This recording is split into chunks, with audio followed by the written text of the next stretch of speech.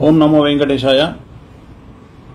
మిత్రులకు, శ్రేయోభిలాషులకు, నా ఫాలోవర్స్కు మరియు నన్ను అభిమానించే అందరికీ కూడా ఆంగ్ల నూతన సంవత్సరాది శుభాకాంక్షలు తెలియజేస్తూ,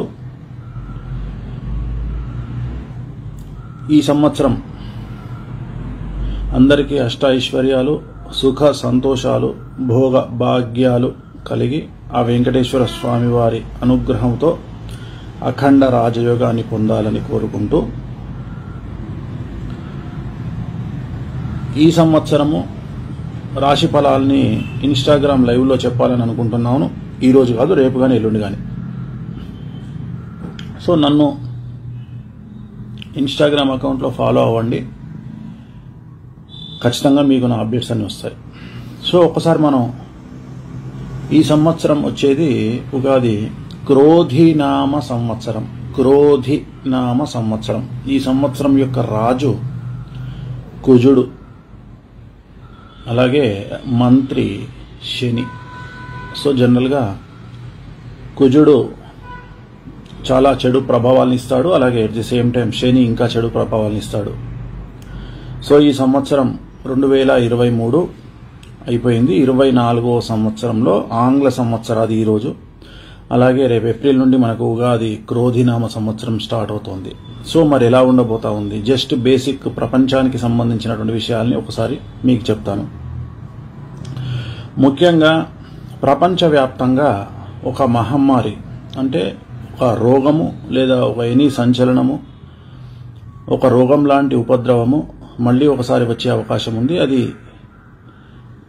ఎక్కడ అనేది చెప్పలేం. ప్రపంచంలో ఎక్కడైనా రావచ్చు, ప్రపంచం అంతా రావచ్చు, లేదా భారతదేశంలో రావచ్చు, ఎక్కడైనా రావచ్చు. బట్ భారతదేశానికి తీవ్రత మాత్రం కొద్దిగా తక్కువగా ఉండే అవకాశం ఉంది. ఇంకో మహమ్మారి లేదా కరోనా రూపంలోనే మళ్ళీ ఇంకో మహమ్మారి, ఏదో ఒకటి మొత్తం మీద ఒక రోగం అనేటువంటి, ఎందుకంటే కుజుడు కాబట్టి ఖచ్చితంగా ఒక రోగాన్ని ఇచ్చే అవకాశం ఉంది ఈ సంవత్సరం మళ్ళీ. అలాగే ఈ సంవత్సరం భారతదేశంలో రాష్ట్రాల మధ్యన గొడవలు, లేదా కేంద్రానికి రాష్ట్రాల మధ్యన గొడవలు ఉంటాయి.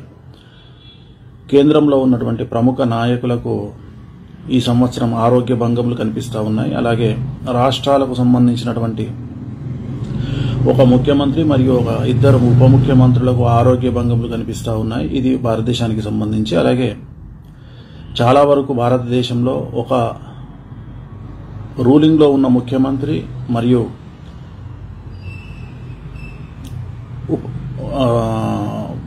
పూర్వపు ముఖ్యమంత్రులు, ఎక్స్ సీఎంస్, మాజీ ముఖ్యమంత్రులకు సంబంధించి జైలుకు పోయేటువంటి యోగాలు గోచరిస్తూ ఉన్నాయి ఈ సంవత్సరం. అలాగే ఆంధ్రప్రదేశ్లో ఉన్నటువంటి గవర్నమెంట్ మళ్ళీ వచ్చే అవకాశం ఉంది. తెలంగాణ సంబంధించినంత వరకు ముఖ్యమంత్రికి రేవంత్ రెడ్డి గారికి పదవీ గండం అనేటిది కనిపిస్తూ ఉంది. సో ఆయన జాగ్రత్తగా ఉండాలి, దానికి సంబంధించిన రెమెడీలు చేసుకోవాలి. అలాగే తెలంగాణలో పదుల సంఖ్యలో మాజీ మంత్రులు కానీ, మాజీ ఎమ్మెల్యేలు కానీ జైలుకు పోయే అవకాశాలు కనిపిస్తూ ఉన్నాయి. అలాగే పదుల సంఖ్యలో వ్యాపారవేత్తలు జైలుకు పోయే అవకాశం ఉంది. అలాగే పదుల సంఖ్యలో బ్యూరోక్రాట్లు, ఐఏఎస్లుగా పనిచేసిన వాళ్ళు, ప్రిన్సిపల్ సెక్రటరీలుగా పనిచేసిన వాళ్ళు జైలుకు పోయే అవకాశాలు కనిపిస్తూ ఉన్నాయి. అలాగే ఒక ముఖ్యమైన నాయకుడి కొడుకుకు సంబంధించి, అంటే యువ నాయకుడికి సంబంధించినటువంటి వ్యక్తిగతమైన జీవితం సంచలనానికి దారితీసే అవకాశం ఉంది తెలంగాణలో. అలాగే తెలుగు చిత్ర పరిశ్రమకు సంబంధించి ఒక యాంకర్, ప్రముఖ యాంకర్ వ్యక్తిగతమైన జీవితం చాలా సమస్యల నుండి మనకు బయటికి తెలుస్తుంది, ఇన్ని సమస్యల్లో ఉందని. అలాగే ఒక ప్రముఖ super star, Tollywood super star అయినటువంటి హీరో, ప్రముఖ హీరో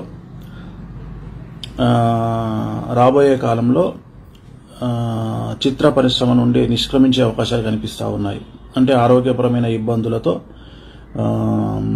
సినిమాలు చెయ్యను అని రిటైర్మెంట్ ప్రకటించే అవకాశం ఉంది. అది ఈ సంవత్సరం అవచ్చు, నెక్స్ట్ ఇయర్ అవ్వచ్చు. సో అదొకటి కనిపిస్తూ ఉంది. అండ్ బాలీవుడ్ హీరోయిన్కి సంబంధించిన ఒక సంచలనం నమోదయ్యే అవకాశం ఉంది వ్యక్తిగతమైన జీవితంలో.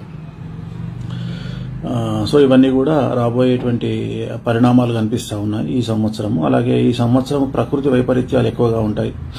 మరీ ముఖ్యంగా సునామీ హెచ్చరికలు, ఇండోనేషియాలో సునామీ హెచ్చరికలు, అలాగే వివిధ దేశాల్లో చాలా భూకంపాలు. ఆ భూకంపాలు ఎక్కడైనా వస్తుంటాయి కదా, అది కాదండి, తీవ్రత ఎక్కువగా ఉంటుంది.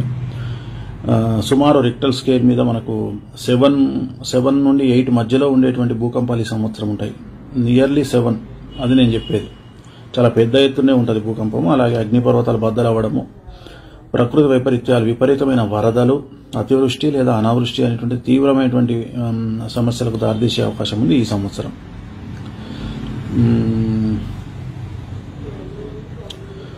సో ఇది మనకు ఈ సంవత్సరానికి సంబంధించినటువంటి మామూలు ఫలితాలు. సో మనం రేపు కానీ ఎల్లుండి కానీ ఈ రాసులకు సంబంధించినటువంటి విషయాల్ని మనం తెలుసుకునే ప్రయత్నం చేద్దాం ఖచ్చితంగా. సో నన్ను ఫాలో అవ్వండి, ఇన్స్టాగ్రామ్ పేజ్ ఫాలో అవ్వండి. ఖచ్చితంగా మీకు నేను ఇన్ఫర్మేషన్ ఇచ్చే ప్రయత్నం చేస్తాను. మేషరాశి నుండి మీనరాశి వరకు మీకు నేను రేపు కానీ ఎల్లుండి కానీ మళ్ళీ లైవ్లో మీకు అప్డేట్ చేస్తాను. ఖచ్చితంగా మనం ఇంకోసారి కలిసి రాశి ఫలాల్ని, వాటి వివరాల్ని మనం తెలుసుకునే ప్రయత్నం చేద్దాం. ఓం నమో వెంకటేశాయ.